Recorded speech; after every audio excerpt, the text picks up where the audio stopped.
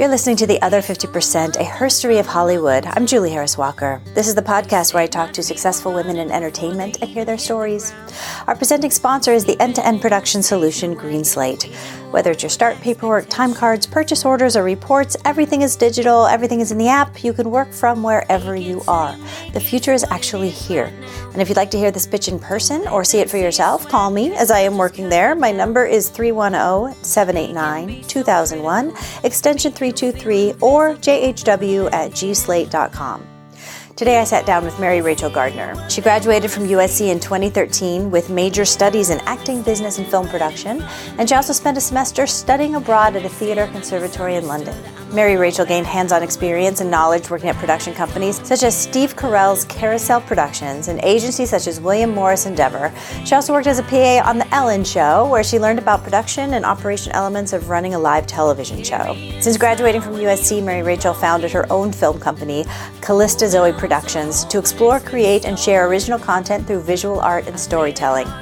Kalliste Zoe means a beautiful life in Greek. She has developed many of her own independent projects, including music videos, parodies, comedic sketches, and short films. She's received honorary awards at film festivals such as Audience Favorite and Best Screenplay, and successfully licensed some of her films overseas. Under the Kalliste Zoe umbrella, she founded the Independent Cinema Showcase, ICS, to discover and share independent filmmakers' visions from around the world, as well as provide an opportunity for them to join a cinema family that connects and supports talented creators. You can find us at theother50%.com for added features, photos, show notes, and the merch. You can also listen on Apple Podcasts and all the podcast places. Okay, here's my conversation with Rachel Gardner. What do you do? Many things. All the things. I wear many hats. I'm a juggler of many traits. So I guess I'll go kind of down the education lane because that kind of shaped now what I do. So I started with a performance background. I grew up a dancer. I love musical theater.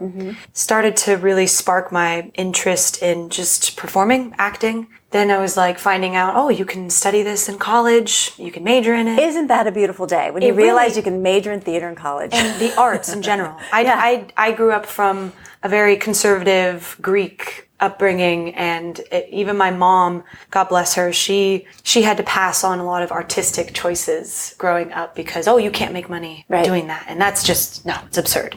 Do something else more logical, like become a lawyer or a doctor or, scientist, which is like really hard to do. I always think that's interesting. They're like, oh, that's the easy choice, but it's also like just as much of a long commitment. Even as an artist, I feel like you have to kind of discover that passion and the reason why you're doing this. I think they think is that you have a better chance of having a job afterwards, but it's always hilarious to me to be telling the artists, go into these other things you have no passion for.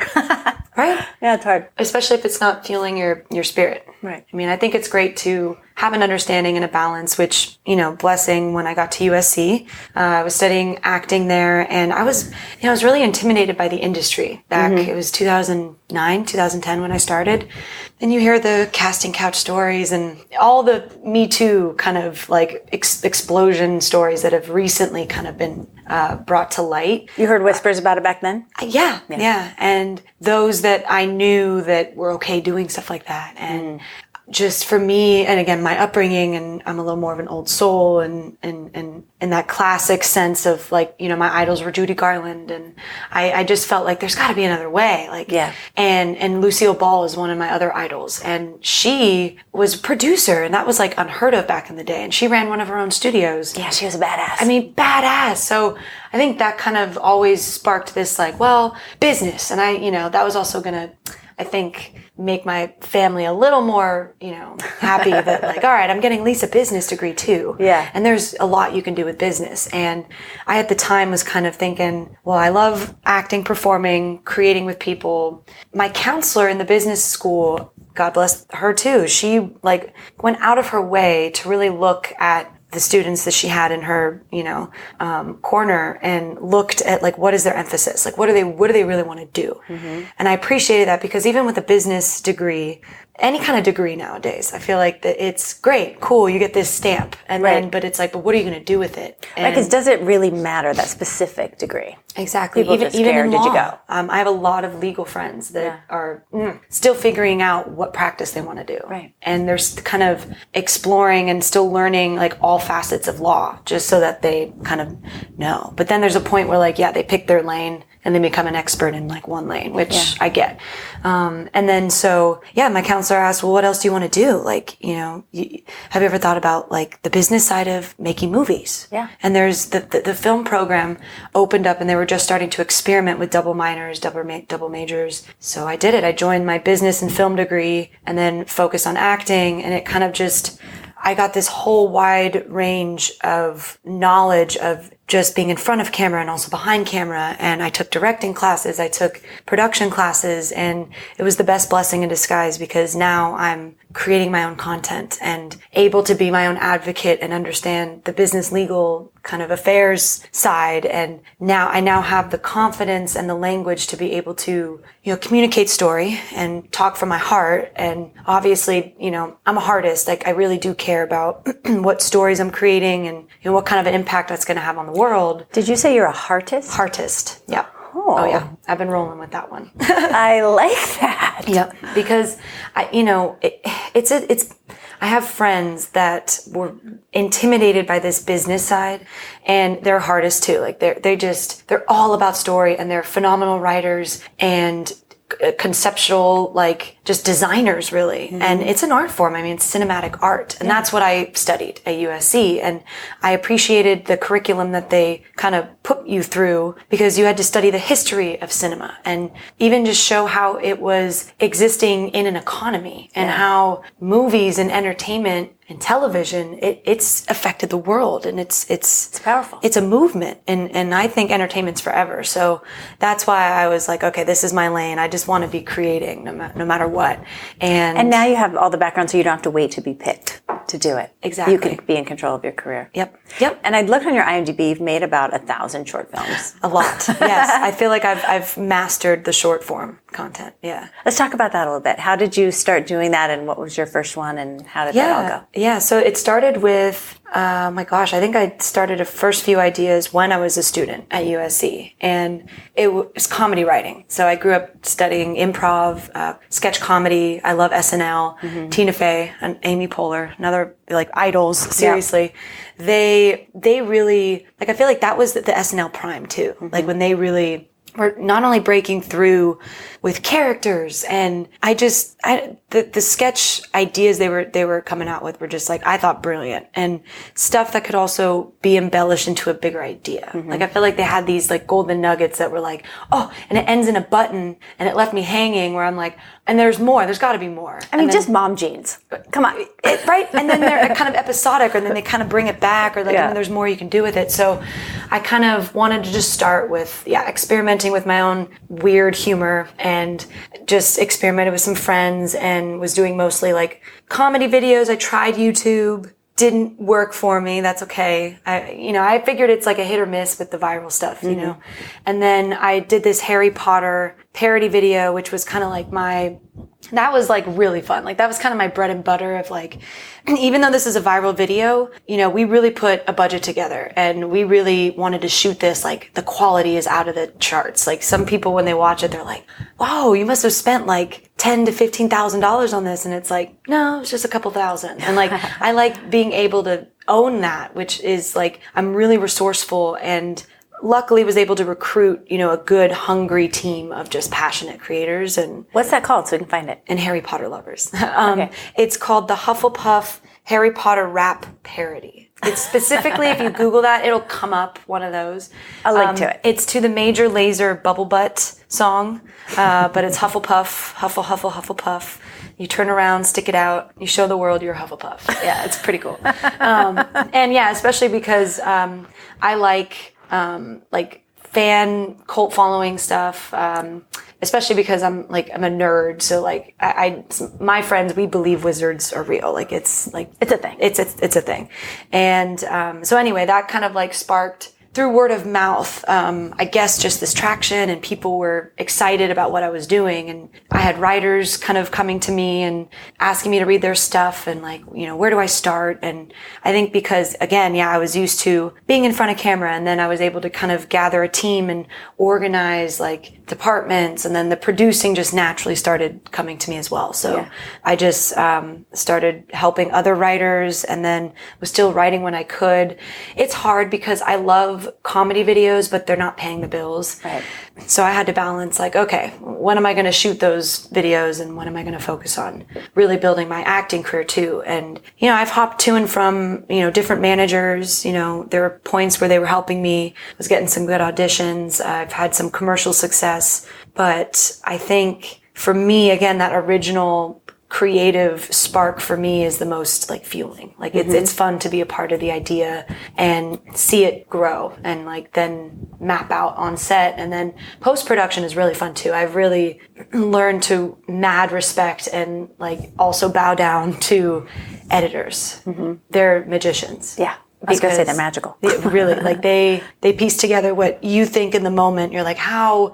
Oh no, there's no way we're going to get around this and fix this. And they do it. Yeah. I've luckily found and attracted very, very like detail oriented and like out of the box innovators. Like, again, they just like somehow figure it out and are patient with the process. Like I'm very grateful again that I worked with editors that worked with my budget. They knew I didn't have much, but were okay with maybe going back in and doing another edit. And there were also moments too where I surrendered, and they weren't flawless, and it wasn't like a perfect, seamless edit, and that was fine for me. And that was sometimes done is better than perfect. Exactly. That's what you were saying. And I think that that's a good, a good work ethic, and like, you got to forgive yourself as an artist too. Like just create it and do it and put it out there. And I get on to the next thing. Exactly. Yeah.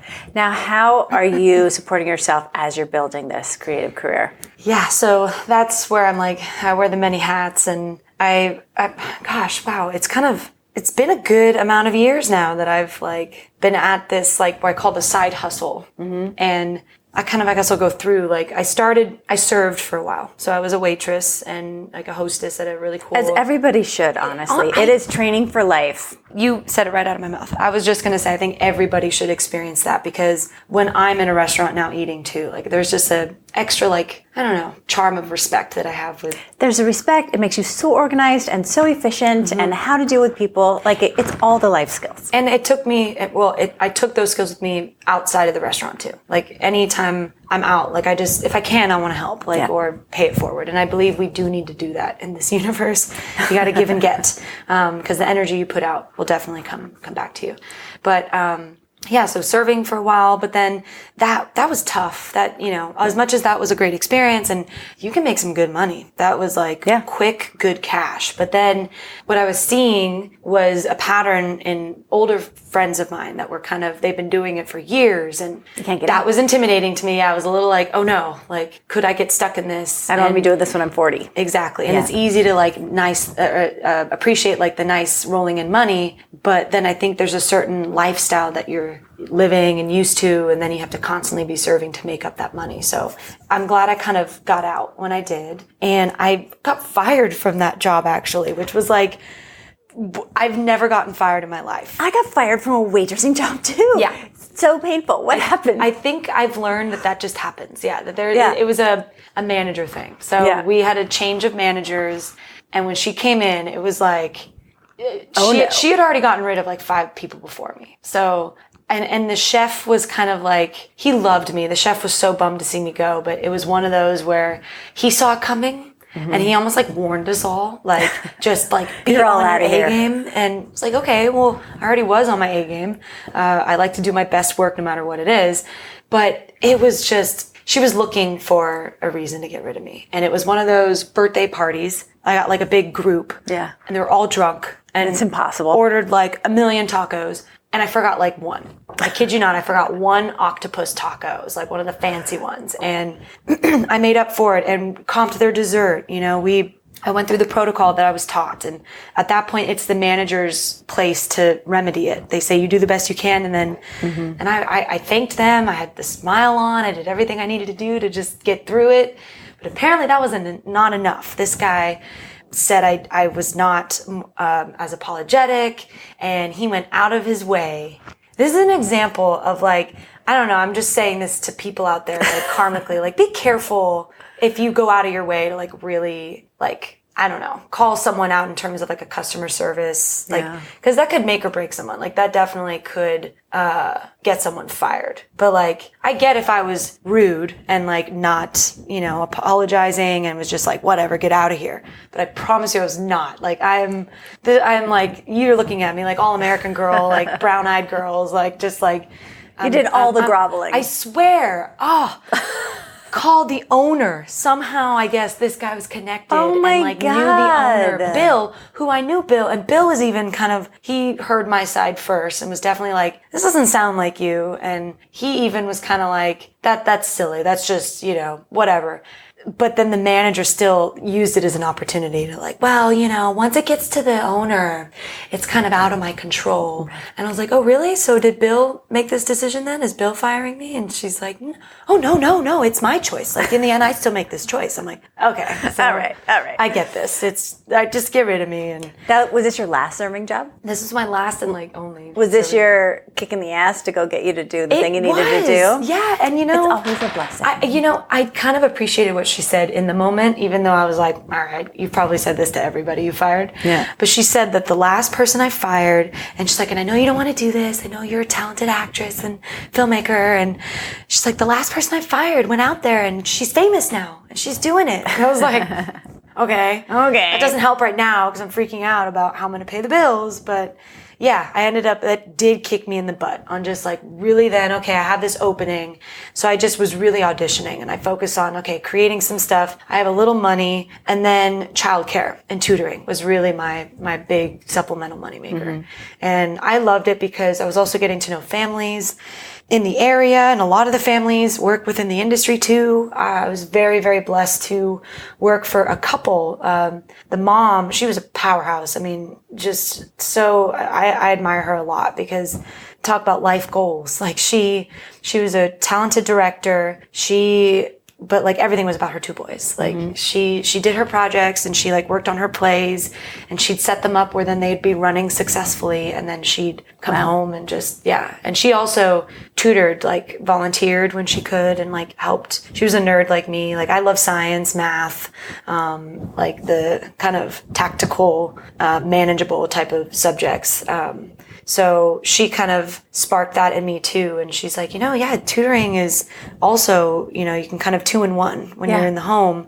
That kind of helped with, and families appreciate that when I can kind of not only be there, protect and, watch over the kids, but also help with the homework. Oh yeah. And instill good like work ethic and discipline. And I really had this routine where it's like we come home, we sit down, do homework right away, get it over with, because then when you're done, we can play and we can still enjoy, the sun while it's out. And, it was fueling me too, because you can learn a lot from kids, and they kept me present and they kept me grateful. Mm-hmm. Like, just like the little things they get so riled up about. And like, the eldest son that I miss them so much. They just moved to Minnesota. They like upgraded, but I'm very, very happy for them because they've earned that. And the mom is from Minnesota, and I know that they're happy to kind of be where family is, and also like have more space and not be in the LA traffic. And that was the most heartwarming work I've done, honestly, since I graduated. And I love my creating, and entertainment is fueling in my spirit. And I love what, a movie can do, and how it can really like, and with music too. That's what I love about film and music. It's just that it can really create this emotional journey for audiences out there. But yeah, childcare and education is really also where my heart is. I think it's really important. Did you work at some production companies also?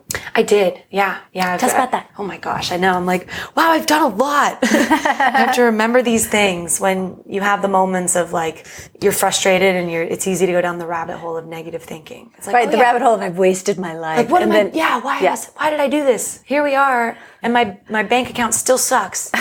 But you know what? You're right. It's so worth it to go back and recollect the wins. Because you work with Steve Carell and Ellen DeGeneres. Yeah, and I started interning. Really, it was the Zookers that kind of sparked also that kind of production background that I didn't think I would be doing.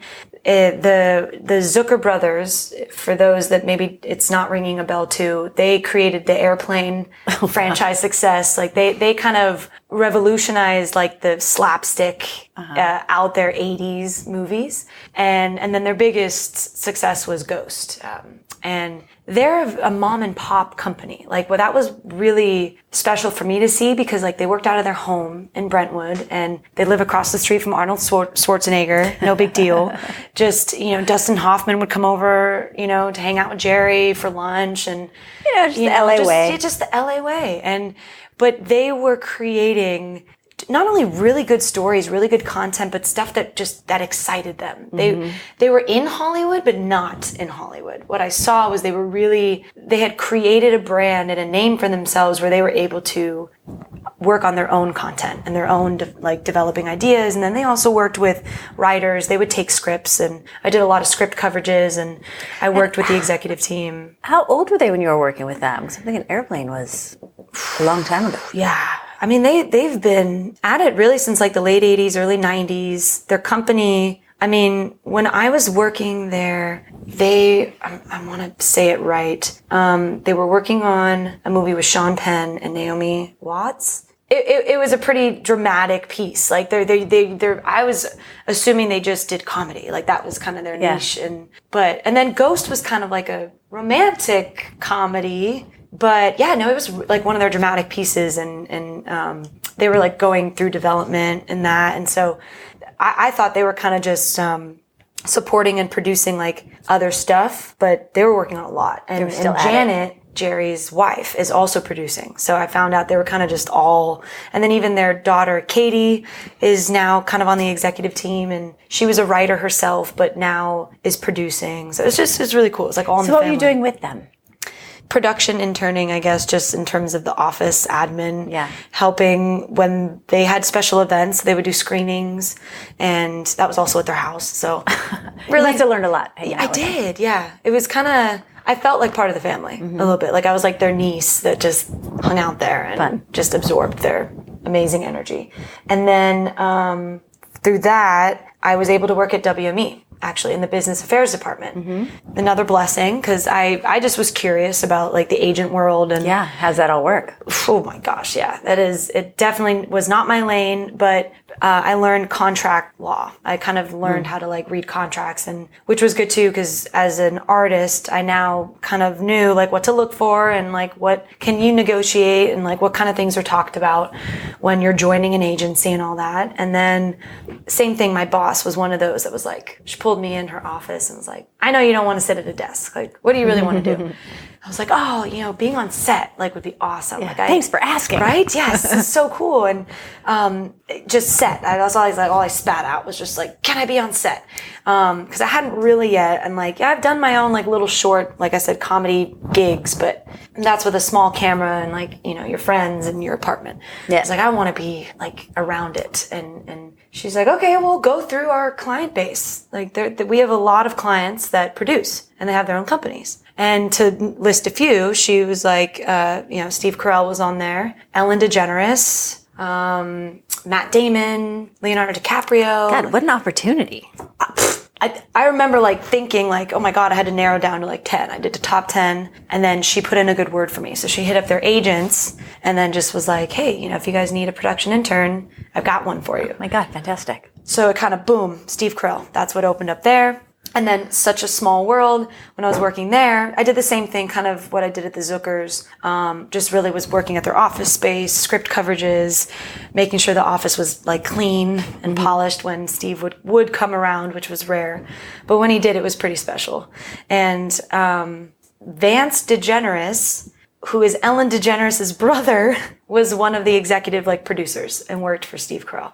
So I got to know Ellen's brother, and then he put in a referral for me to work at the Ellen Show. So then that brought me to the Ellen Show. Okay, so how was that? That was amazing. And that's when I got back from studying abroad. So I wanted to continue to work at Steve Carell's company, and they kind of wanted to hire me on more. And I was getting into my senior year, but I got into an abroad program in London. Wait, this is all when you were in school this still? All when I was in school. Okay, which program were you in London? I was in the Bada Theatre Conservatory. So I was back into my acting emphasis. Mm-hmm. And then, yeah, that was an amazing experience. I found myself out there, and just, again, really, it fueled a reassuring spark that, like, oh, the art can really be supported out there, and it's thriving. Theater in London is just like, what? It's magical. If I could move out there and do theater, like, I would.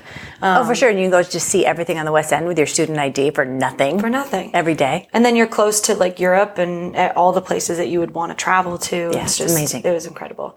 So, yeah, this was, while I was all in school. I don't know how I did it without, like, crashing. But I think it was just, like, whatever I was focusing on, or, like, whatever was in front of me. It was just, like, I televisioned in, and I did my best work. Okay, so you came back from your program abroad, and then you worked at the Ellen Show? The Ellen Show, yeah, my senior year. And that was amazing, because it was, like, live television. Yeah. That was a new experience for me, and it churns. It's clockwork. Like, they are a machine. Go. And they've been going 10 years, or plus now. They're, I think, in their 13th season or 15th season. I mean, God bless her. She earned that. She did. Her journey is incredible, and she's someone that, for me, to see a family grow around a woman like that, I mean, just a human like that. She is just beautiful in and out, and she is also inspiring, because she doesn't just do that show. Like, she has a whole production company, doesn't she? She has got a music recording studio. She's got, her own production company. She's got, I think, a clothing line. She does a lot of real estate. I think she, like, likes turning properties, and that she's woman doing all the things. Is successfully, like, everywhere. But also, I just think smart to kind of have your business spread out. So, like, it's not just entertainment. She kind of does a lot of things. She's diversified. Yeah. So, that was kind of a really cool experience. And then being on set so much, and kind of, it really did motivate me to get back into, like, the creative mode. And my goal was to, once I graduated, just try to get as much, like, on-set experience as I could, whether I was in front of camera or, I mean, I've held boom. I've done the PA stuff. I've done all the bitch work. And I think it's good because it made me a more well-rounded actor too, because I'm patient when I'm on set. Like, I'm not, like, I understand the process. I know there's departments. I respect there's other things going on. Mm-hmm. And I think it just also, you can appreciate the magic of the energy that's in the room and what's happening. All right, so let's talk about what you're doing now. Well, so here we are, now a good 5-6 years later, and I have a strong portfolio of short form content. A few that have won awards. I've got one that's circling right now. We're still in the festival circuit, and we're just happy to share it. I mean, it's one of those, with short films, like, I knew I wasn't going to make my money back. I knew it was, okay, you raise it, we're going to create this good story, and let's just see who we can get it to. And I was able to successfully license a few of those, like, overseas, and I'm making a little money back, which is great. But it wasn't even, like, first, like, even a thought, like, that would be in front of me of, like, oh yeah, short films. And, there were executives in the industry that would kind of intimidate you out of ideas and away from things. And, oh, you can't make money off that. And, oh, you're not gonna, you can't, they don't want short films. And then now look at it. I mean, all these streaming platforms, and there really is an opportunity for everything now. There's a market out there, and Hulu is, supporting short films. And what I was seeing too was a lot of short films that were then sparking these, it was like a launching pad. It was like these ideas that were, I don't know, like, a producer can kind of, like, look at, wow, you did this with a short idea. Let's make it into a feature. Or, like, what else do you have? Proof of concept and a calling card. Mm-hmm, exactly. And so that was, like, 3 years ago when I was starting to kind of see that as, oh, that could be a possibility if I focused in now. Okay, the short films that I'm going to create I want them to be like genre focused. I've, been seeing that horror really, sci-fi, fantasy, even like holiday movies can really kind of stand out in a way and at least spark an interest of like, okay, what are you working on? Like, what do you got next? Because then you can hopefully have that opportunity to share that feature idea that you have. And that's been my next level. So my goal is to keep raising the professional bar, and I've got a couple feature films and television series that I'm developing and I'm packaging, and I would like to be able to pass along and hopefully, collaborate with other big professionals, either another production house or a studio. I mean, are you writing them? I've been co-writing them with a lot of writing friends because it's one of those things I've resisted. So from my sketch comedy days, those type of scripts, I'm fine. I'm ready to dive in on. I'm just going to vomit out ridiculous lines and things, and it's fine. We're going to be editing it even when we're there on set. But it's the structured, like, television format writing and I learned some of it in school. I took a screenwriting class, and I think it's just like I've developed my strengths, and I've learned like which lanes I like being in, and I think I'm just impatient. I think I have all this energy, and I'm like just joke with my boyfriend, my spirit animal is a hummingbird. Like I'm like I zoom in and I zoom out. And sometimes he's like, you're here, and then like you'll get like 5 things done in 10 minutes, and then you're out. He's like, babe, I don't know how you do it. I was like, I guess, yeah, I'm just humming around.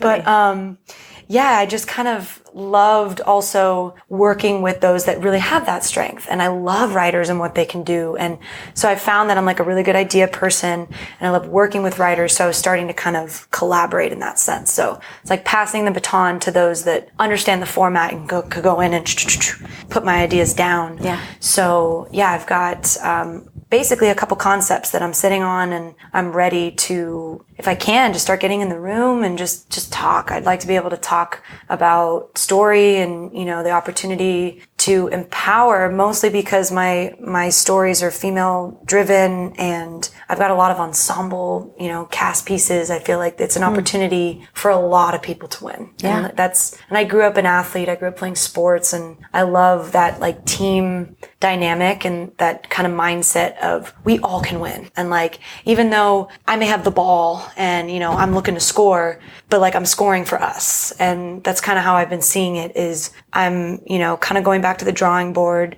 now starting to hit up mentors and, those that I've met through all those internships and all through the network, and trying to pull some favors, maybe see who is already in that can kind of help me get in, or someone who's looking for their next big passion project. Because I believe in my ideas, and I believe in myself as a creator that, wants to do good, and I want to impact the world out there. And I feel like we need more uplifting and I don't know, empowering, unifying stories right now, because there's enough hate and anger. There's enough nonsense going on, and we should feel it. I'm all for like, let the emotions be there. Let's talk about it. But when we talk about it, it's like, okay, well, what are we doing about it? And it's the artist's job. It is to help us. I really do. I feel like we have to kind of pave the way a bit and shine light. Hey, there no pressure, but it's your job to save the world. Hey, I'm ready. I'm a superhero in training. Let's go. What do you make of what has happened with women in the last few years? Wow, that's a really good question. It's a bittersweet kind of taste in my mouth right now, because I feel like the women's movement has been mixed, and I'm a feminist, but I'm not an extreme feminist, where I still kind of sit in the middle, where I'm more of that egalitarian, I guess, and I have 2 older brothers, and I'm really close with my dad. So I think for me, I'm a fan of men, and and I'm lucky that I've had really good, humble, kind men in my life. Yeah. And I know that the world is full of the not so kind, humble, like grotesque men out there that have had this coming. And I think, yes, now is our time to really pave this new path. I'm all for this movement of change and empowering all of us. But I think because, again, it's so charged and fueled on just women, females, and we're the best and we're rising and the future is female. I do agree. And even my boyfriend, he's a big fan of women and he's like all for this movement too. Because he thinks, I mean, and we've been suppressed a long time. Lucille Ball, having that successful production company, was not really talked about. A lot of people don't know that she, you know, and it's like those things were hushed. The scientists in the 40s and 50s that were women, actually, that were the innovators, and they just got mentioned. So don't want to encourage that kind of thing. Yeah. So I'm excited to see what we, not only as women, but together as just a human race, can show the future generation how we can support each other, and that we need to look at history and what was and not do anymore. So, but I've had some girlfriends that I feel for them because they're wrapped up in all the charge of it, and I see them kind of getting in their own way, and I don't know if it's just the pressure of, and which is good because now we're independent and we're creating our own paths, and I do believe in any relationship, you know, there should be a balance. There's not one that should be the breadwinner or one that brings, but I think, sometimes there's been a lot of like, anger and this pressure on men to kind of have it all, be it all, do it all, change it all. And I just think that that's unfair and it's kind of unrealistic. And I think we just need to, I think we just need to show more. Show and tell is my new thing of like, let's show them instead of over kind of like converse about it, I guess. I think it's like, instead of everyone yelling at each other. Yes. I think it's like, we've heard it. We've got it. Got it. Although I don't want to stamp voices. It's not about, you know, that. I think people need to still be heard. But I'm just seeing a bit of a broken record happening, and I don't want it to also affect like what is great that's happening here. And like, how do we get to moving forward? Because I worry that now it's like people just roll their eyes, you know, at these Me Too stories, and it's like, But this women thing is almost over. Honestly, I'm sensing that that's kind of what's happening, and I can't blame some people, but also it's like we gotta figure out, okay, what are we doing about it? Right. Because how are we gonna go forward differently? But like, what are we doing? And you know, even the women's marches, I feel it's great that we have those. It's great that we have. It's amazing to see so many people come together. I think that's what's profound about those marches is to see, amazing. Look at us coming together. But then we come together and we're doing these things, but then I feel like once we dissipate back into our lives, it's forgotten a bit. Or I don't know what's happening when we go back into our own corners. So I think we just need to keep that spark alive. We need to remember. And this is my frustration in my own life, and what's killed my spirit a bit is because I'm a humanitarian and an environmentalist, and I wish I could change more. I wish I could do more right now, but I can't. I mean, realistically, I gotta keep my lights on. I don't even know if I can pay my rent sometimes. Try to focus maybe on your circle. You know, I like to think like, you know, think of 5 or 10 people. You know, you can list them all on your 2 hands of people you care about the most in your life. And channel in serious light of how, you know, and think about what you can do to better their life. And I think you'll really find some happiness and some openings, even in your career and all facets of life, that will maybe create opportunities where you can help and you can make a bigger impact. Because I think it's great to be involved with the world's politics and conflicts and the roller coaster up and down. It's good to be, I think, involved with the energies out there, but we can't control them.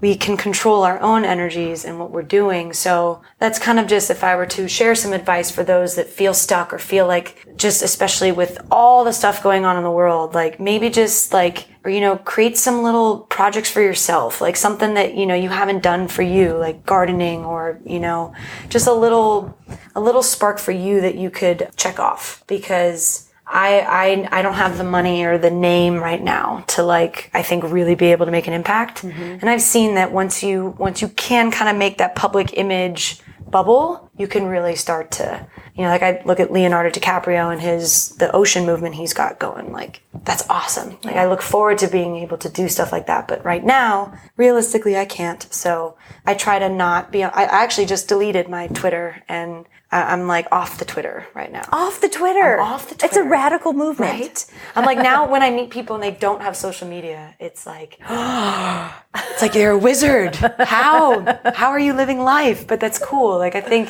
social media is important. Like, I do understand the business tactics of it, and especially being an entertainer, I have to kind of build platform. I have to build some kind of public profile, but I'm stepping away from it. I'm kind of taking a back seat. I'm not letting it totally encompass me, but at the same time, I feel defeated sometimes when I'm like, I can't do much. So it's like, instead of getting frustrated about the not being able to do much, I focus my energy on like, well, okay, what can I do? Yeah. And at least I'm able to, I can help these families, and I can help this kid hopefully maybe ace his math test. I don't know. But to me, it's heartwarming in that sense, even on a smaller scale, that I can impact people.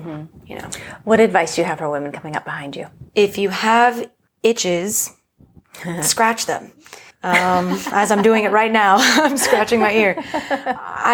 There were many times, I don't know what it is. If it's an energetic kind of like pull or push of that something's not right, or something should be done, and I didn't do it, and I kind of regretted it.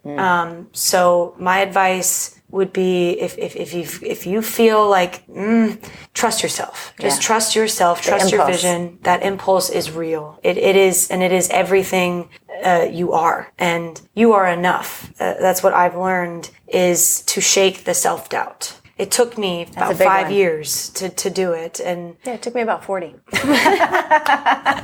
God bless. And hey, it's just a number, right? Time's an illusion. But it can be a really self-fulfilling and empowering understanding that your truth is enough for you. And if you know what your intentions are going, you know what it is that's driving it, that's all that matters. You don't have to explain yourself. I think it's good to have a confidence to use your voice if it's necessary, but I've learned that, say less, do more, show, and then tell. If those are curious about what are you doing and what's this, okay, then I can tell more. But I've learned to just kind of, trust yourself, and I'm seeing it now by staying true to my vision and being patient. I kind of naturally whittled out the anchor energies in my life, and those that were just not fueling my spirit. And I'm elevating, and anybody that's wanting to elevate and you've got energies pulling you down, there's a point where you got to detach and free yourself a bit, and be okay with failing, be okay with tripping and falling. I've got a lot of bruises. I bruise like a peach. I joke that, like, when I come out of basketball games, which I still play, I used to do a couple co-ed leagues in Hollywood, and the dudes get rough. I'll come out with like bruises all over. Oh my God, and claw marks and bleeding a little bit, but like, they're like my souvenirs. I'm like my souvenirs battle from wounds. Yeah, exactly. Like, I triumphed something. And just be grateful the fact that we're breathing, and we get up every day, and, we get to try. We get a chance to kind of, I love it. Don't be afraid it. to fail, and you are enough. Those are very important things. What did I not ask you about that I should have asked you about? What am I doing to stay sane? Okay. I don't know. What are you doing to stay sane? Honestly, nature, dating the man in my life, exploring, traveling. I even though I could not afford these trips this year, I still went. I luckily have some good credit where I was able to, I had some credit cards.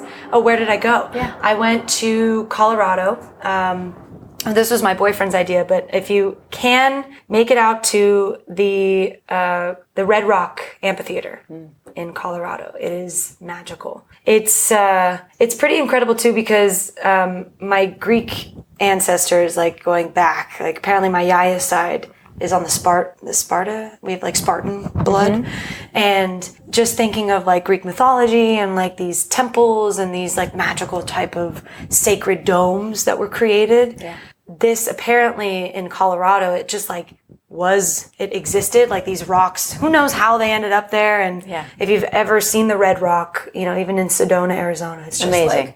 It's like a different planet. Like, what? Yeah. And then whoever thought, ooh, this would be a great place to build an amphitheater and have entertainment and music and live shows. I mean, brilliant. It was a really special place to visit. And with my boyfriend too, it was very romantic. So whether you go by yourself, or with someone, it's going to be a magical experience. Nice. So that was in cool. love. I can hear it. Aww. That helps. Yeah. The love is real too. Love is divine. It's and also because I was loving myself, I found him. There was a point where I had asked the universe for him. Like, I was very clear in the kind of man I wanted, and then I also let it go. I was like, okay. And then I was focusing on my projects and my career, and it was like when I least expected it that he popped up. But yeah, so now I have a travel buddy, which is great. And then we went to North Carolina, which was also really cool. I've never been. My friend got married. Nice. So, and she did a camp wedding, which very cool. Yeah, I'm used to big fat Greek church weddings, and you don't understand half of what they're saying. Like camping or like camp? Camping. It was called Camp Pinnacle. It was actually where they shot Heavyweights, the movie with Ben Stiller in the 90s. But I never had that summer camp experience, where you go away for 3 weeks and you're bunking it up with friends. Summer camp? It was like a summer camp wedding, yeah. How they fun. did it. It was all right there. We didn't have to go anywhere, drive anywhere. It was beautiful. And they did it the ceremony was right by the lake. How fun. Oh, it was beautiful. So yeah, North Carolina was also just, same thing, nature, just to be engulfed and surrounded by beauty and then kindness. The people out there are just so nice. And it was a change of pace from LA. It's nice to get out of the city every once in a while. Yes, although I do enjoy city life. Oh, it's fun. Same. It's fun. This is my last question for you. What is the big dream? And if I talk to you 10 years from now, what do you hope to be doing? Well, I'm looking for longevity in this career. So I would like to be consistently creating, whether I'm producing, directing, acting, and, even if it's just one project a year, I'd be so happy, and I want to have a family of my own one day. So, we'll see, but hopefully there'll be little mini Mary Rachels running around. And I hope to be combined with some big nonprofit or some big movement out there where I'm really making an impact, hopefully with the environment or with children and education. Wonderful. Where can people find you? You can find me, although not on Twitter anymore, on Facebook, Instagram. It's my handle is Mary Rachel 13.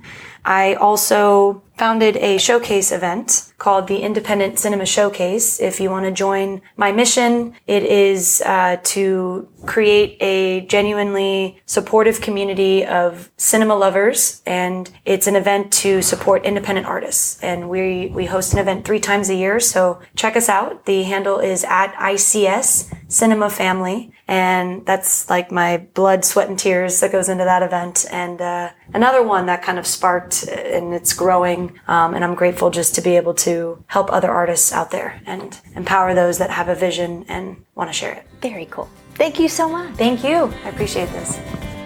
You've been listening to The Other 50%, a history of Hollywood. I'm Julie Harris Walker. I'd like to thank Mary Rachel Gardner for sharing her story, and special thanks to Jay Rowe, Danny Rosner, and Allison McQuaid for the music.